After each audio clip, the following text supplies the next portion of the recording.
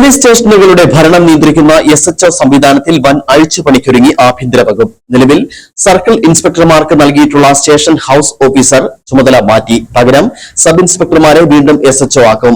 ഈ ആവശ്യമുന്നയിച്ച് ശുപാർശ DGP സർക്കാരിന് കൈമാറി.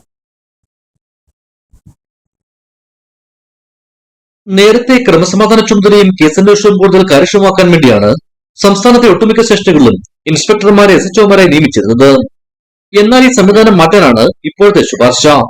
സംസ്ഥാനത്ത് 421 പോലീസ് സ്റ്റേഷനുകളിൽ ഇൻസ്പെക്ടർമാരെ മാറ്റി സബ് ഇൻസ്പെക്ടർമാർക്ക് SHO ചുമതല നൽകും.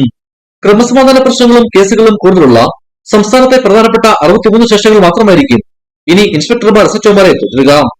സ്റ്റേഷനുകളിൽ നിന്ന് ഒഴിവാക്കുന്നതോടെ അധികമായി വരുന്ന 206 ഇൻസ്പെക്ടർമാരെ ക്രൈംബ്രാഞ്ച്, വിജിലൻസ്, സൈബർ സെൽ ഉൾപ്പെടെയുള്ള വിവിധ പ്രത്യേക യൂണിറ്റുകളിലേക്ക് പുനർവിന്യസിക്കും.